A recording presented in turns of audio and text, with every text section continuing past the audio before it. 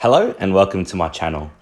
We are in week 6 of the Bowdens Own Bead Machine versus the Turtle Wax Flex Wax Spray Wax, just to see which wax will reign supreme in this test.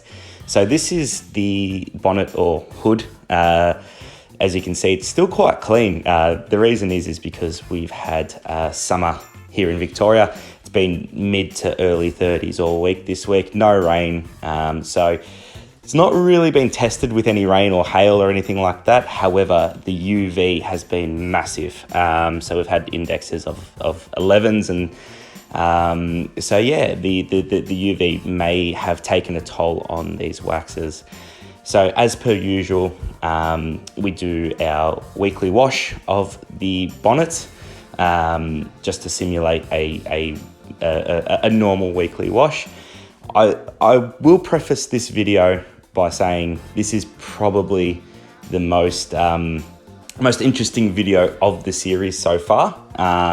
So have a watch and see what happens.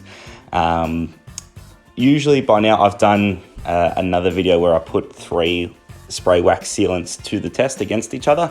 I believe it was the Bead Machine was in there, Auto Glim, and the Maguires. And at this stage, so about week 6, is where we started to see some failures in the spray waxes.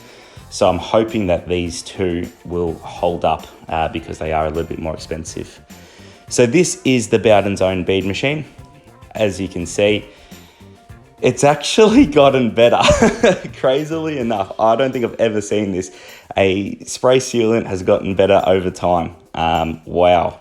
So having a look at that, the impact of the water hitting the bonnet is a lot more minimal than what it was before. Here's me just trying to flood the bonnet. I can't do that. It was easier to flood in week 2 than it was in week 6. Unbelievable.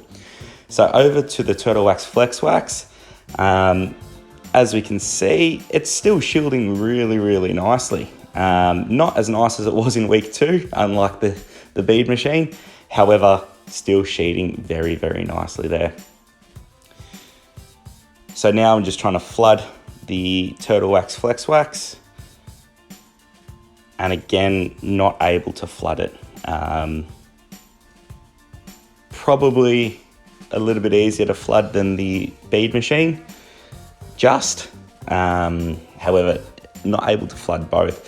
So these are both holding up really well. As I said, generally you start to see some failures when you leave something outside for 6 weeks.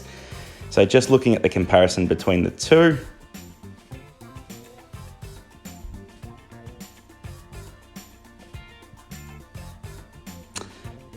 For the first time in the series, I think the Bead Machine is winning. Unbelievable. Yeah, the surface area in which we're able to flood is a bit more on the Turtle Wax than what it is on the Bead Machine. So, wow, this is getting very interesting. That's all I'm going to say.